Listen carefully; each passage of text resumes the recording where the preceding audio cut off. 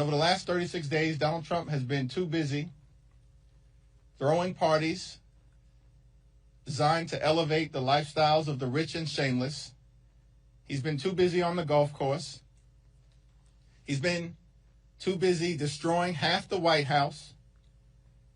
And he's been too busy finding $40 billion for the people of Argentina, and yet can't find a dime to prevent children in this country from going hungry.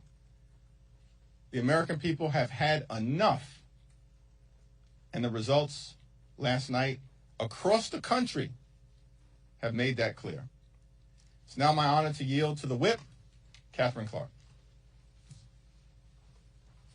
Thank you so much, and good afternoon, everybody. It is truly a privilege to stand with this leadership team, and a special thanks to our leader, Hakeem Jeffries, for his moral clarity and tenacity. And here's what the voters told us last night.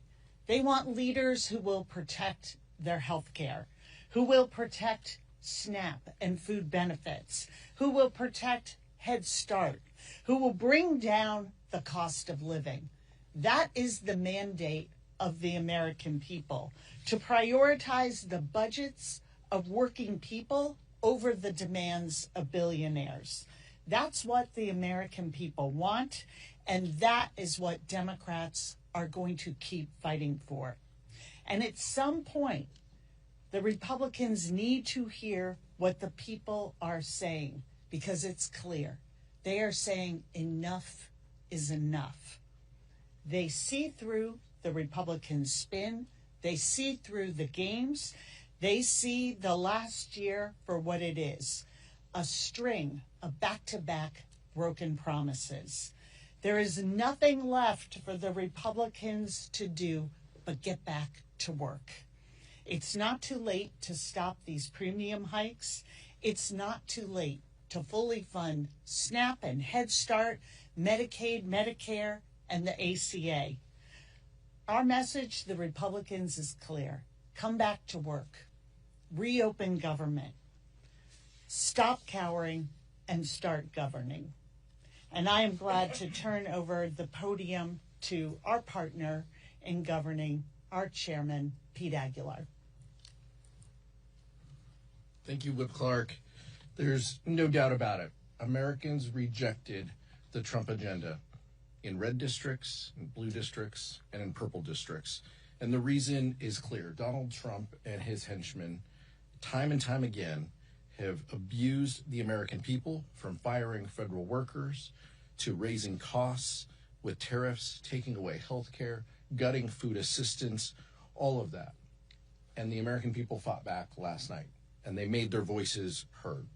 Americans made it very clear that they understand Republicans are fighting for the billionaire class, while Democrats are fighting for health care and lowering the costs that they face every day. We're so pleased for our past and present colleagues, Mikey Sherrill and Abigail Spanberger, as they ascend to the governor's mansions in their respective states.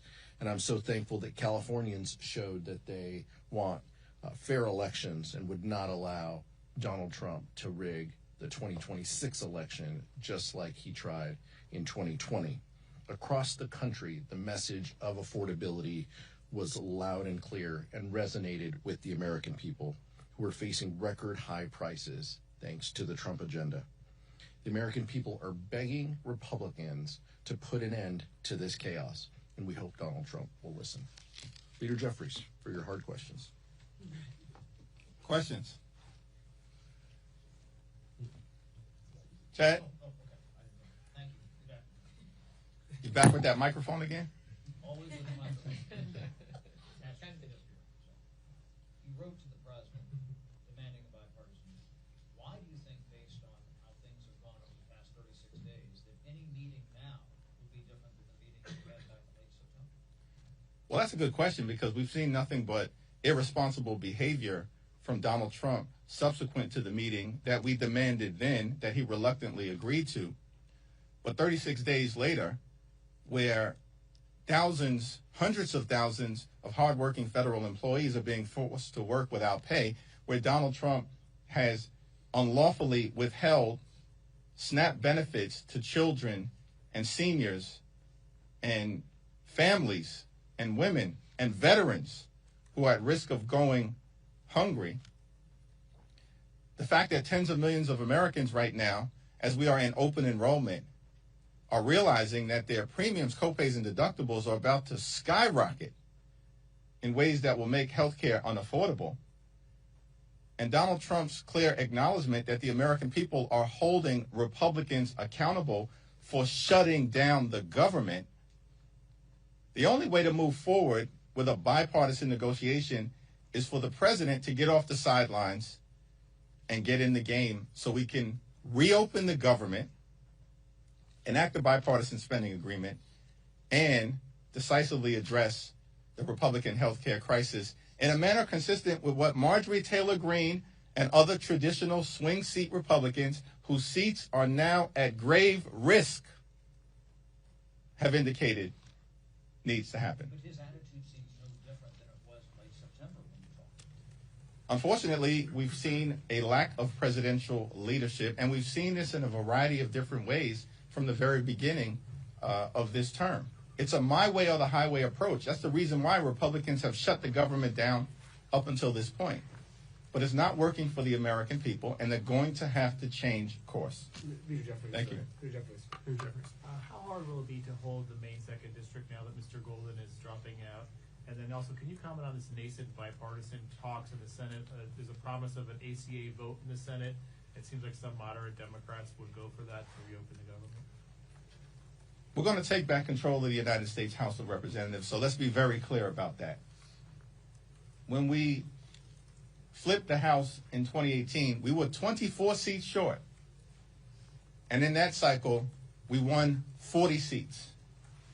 24 seats short, and we won 40 seats. Based on the environment that we now know exists, which as Democrats, we've been telling you for the last several months is the reality, but now it's been confirmed by the American people. And House Democrats being only 3 seats short. And thanks to what was done in California with respect to Prop 50 and this strong Democratic response across the country in state after state after state, and stay tuned because more is coming, Republicans are going to be unable to gerrymander their way into rigging the midterm elections. That scheme is over, buried, dead in the ground. And so we're going to take back control of the House and fight for every inch of territory.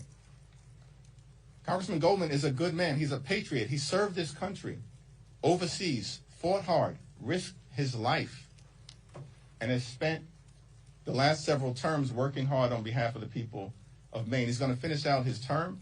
He will be missed, and we're going to hold that seat. Let me also yield to Susan Delbene. I just will reiterate what the leader said. I commend Jared for his incredible service to the people of Maine and to our country as a Marine, as a state legislator, as a member of Congress. It is a hard job on his family, and so I wish him the best and his ongoing and will continue to have the honor of working with them for the rest of this term. But we absolutely intend to keep that seat.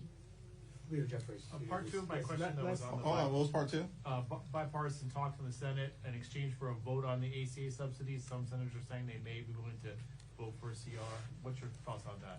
Our view remains the same, that we will consider in good faith anything that emerges from the Senate, as long as it's bipartisan, that reopens the government. It has to decisively address the Republican health care crisis. We'll evaluate it on the merits. We remain in close communication with our Senate colleagues from Leader Schumer on down.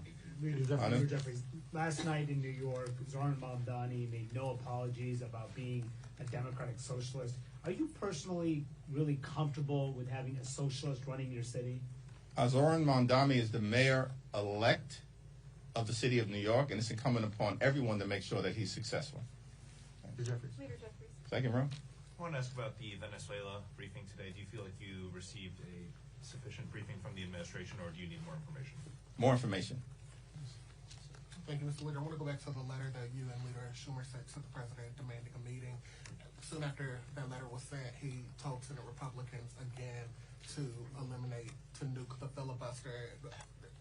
Does that give you, any indication that he is interested in bipartisanship if he's telling Senate Republicans after you and Leader Schumer demanded a meeting to try to find a bipartisan solution, that he is in fact interested in bipartisanship? Donald Trump continues to own this shutdown. Effectively, he's saying that Republicans shut down the government and have the power to reopen it, but they are refusing to do so because they want to continue to gut the health care of the American people. And these extremists have zero interest in lowering the high cost of living. They learned nothing, apparently, from being shellacked all across the country. Anyone else want to jump in? Okay. Hakeem Jeffries. Speaking of New York, last night you had record turnout in New York City for this election. Would you say that Mamdani is the future of the Democratic Party? I would say we had record turnout across the country because Democrats in New York City, in Virginia, in New Jersey, and we're so proud of our two colleagues, Mikey Sherrill and Abigail Spanberger. They ran amazing campaigns. But what Democrats have done all across the country is lean into the issue of affordability because of the fact that America's too expensive. Costs are too high, and Donald Trump and Republicans, not only have they not done anything about it, they've made it worse. As a result of the Trump tariffs, as a result of them detonating the clean energy economy, that's why electricity bills are skyrocketing. And now, of course, they're forcing these dramatically increased health care premiums to be visited upon the American people. And just what are some things from the Venezuela briefing that you did not hear that you would like to hear? One, we need a full congressional briefing. One of the reasons why we haven't had one is because Mike Johnson and House Republicans have literally been on a taxpayer-funded vacation for the last 6 weeks. This is extraordinary. Mike Johnson has castrated his own majority. They are running scared. They have nothing to say. They're on the sidelines. There's no health care plan. They have no interest in lowering the high cost of living. And, of course, they continue to run this pedophile protection program, which is why they have not sworn in Representative-elect Adelita Grijalva, which is egregious that this has gone on now for 6 weeks. Can I say something about Venezuela? Yeah. I represent the district with the most Venezuelans in the country. I have not been briefed, and I'm glad that at least the administration briefed some of our leadership. But let's be very clear. This administration lifted sanctions on Maduro, is allowing his regime to be enriched by oil profits, allowing money to flow into the coffers of oil companies, and at the same time engaging in extrajudicial killings with no evidence, short-circuiting what our normal process would be to ensure that you could have witnesses, if you arrest them, who can point you to the top of the food chain when it comes to the drug cartels. And now on top of that, he is allowing those oil profits to flow into Maduro so that he can deport the 600,000 Venezuelans that are here who had TPS that he yanked from them, in spite of the fact that he is still calling Maduro the head of a narco-terrorist regime. How can you justify sending 600,000 people back to a narco-terrorist regime and suggest that safety there has improved?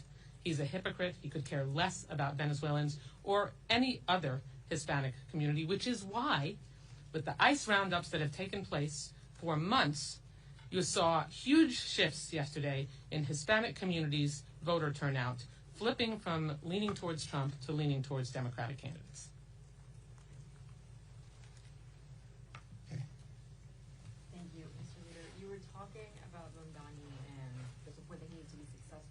What does he need to do in order to be considered a success for Democrats? Well, this is about the city of New York. Everybody who finds themselves in a position of significance needs to govern in a manner that improves the quality of life of the people that they're privileged to represent on issues related to affordability and public safety being right at the top of the list. Jeffries, thank you. Several Republicans today have suggested that as a result of the election results last night, Democrats might feel emboldened and maybe less willing to work in a bipartisan way to end the shutdown. Your response to that? We've continued to make the point, and I want to yield to Catherine and Pete and acknowledge that Stephen Horsford has joined us as well. We continue to make the point that we want to sit down with our colleagues on the other side of the aisle, are willing to do it anytime, any place. What are they afraid of? Why are they continuing to be in hiding, unwilling to engage after being repudiated all across the country? And yet the first thing that Leader Schumer and I did earlier today was to say to President Trump, we're willing to sit down, find a bipartisan path forward, reopen the government, decisively deal with the Republican health care crisis, and actually address the issues of importance to the American people. One of the reasons why Republicans were so decisively defeated all across America yesterday is because their policies have been a complete and total failure. They lied to the American people. They said they were going to focus on making life more affordable and have done the exact opposite. America is now more expensive because of Donald Trump, House and Senate Republicans. All they've done is to focus on massive tax breaks for their billionaire donors and made those tax breaks permanent. That was the one big ugly bill, while at the same time hurting everyday Americans, including by enacting the largest cut to Medicaid in American history, and in that same bill, ripping $186 billion in SNAP benefits away from hungry children, veterans, and seniors. And now they're continuing that cruelty by unlawfully withholding SNAP benefits from 42 million Americans.